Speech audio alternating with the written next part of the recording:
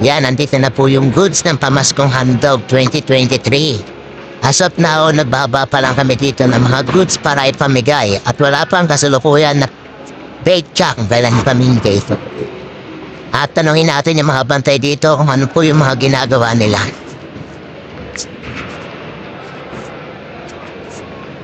Sir, anong ginagawa mo dyan, sir? Nagre-record, Jim. Nangarin po.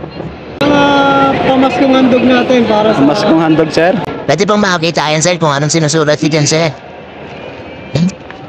Ito, sir, yung mga unang record. Oh, yan ang unang record natin. Anong ba nila? Lalagay mo dito, sir. Ang driver name, plate number, kung kailan yung goods, time arrival, time depart. Okay yan, sir. Pagpatuloy mo yung ginagawa mo, magandang gawaan yan, sir. Pero manong department kayo, sir? Bantay Pasig, di ba? Bantay, okay. Shoutout mo muna, sir, mga taga-Bantay Pasig. Shoutout sa mga Bantay Pasig ng mga masisipag yun. Yan, meron pang isang Bantay Pasig personnel dito. Sir. Ano yung ginagawa mo, sir? Bigil lang. Pati nga ako, sir. Ano yan, sir? Kailangan magtali yan? Ali. Yan, ito po yung mga goods na binababa para sa ating pamaskong handog dito sa Pasig.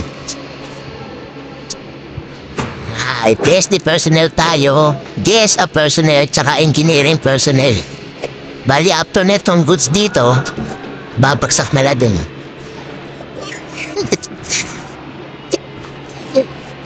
Yan, nandito rin si Commander Tolop. Yan.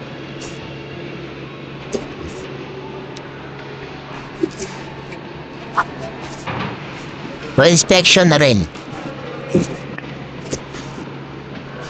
Yan, nandito na rin po ang ating dress code para mag-inspect po sa atin. Si Ma'am Demagante, tsaka si Sir Tolop.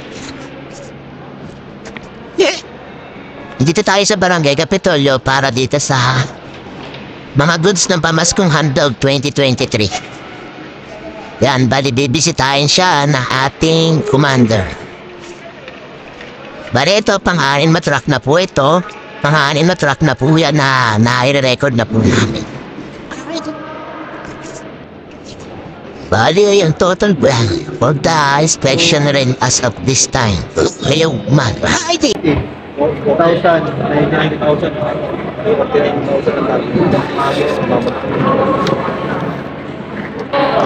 Bye-bye, ma'am. Ma'am. Ay!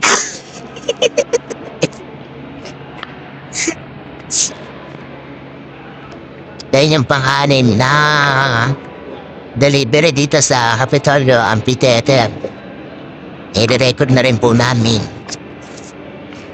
Ako yung kumukuha ng detalye, tapos siya rin naglalagay dito sa personal logbook namin, ng Bantay Pasig.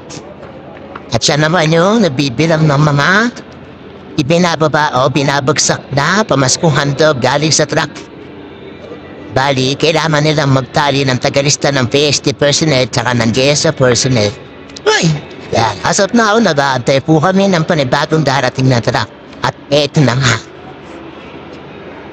Yan. Yan po yung mga goods natin, nandun na po sa dulo. Yan po yung goods na naibagsak na po dito.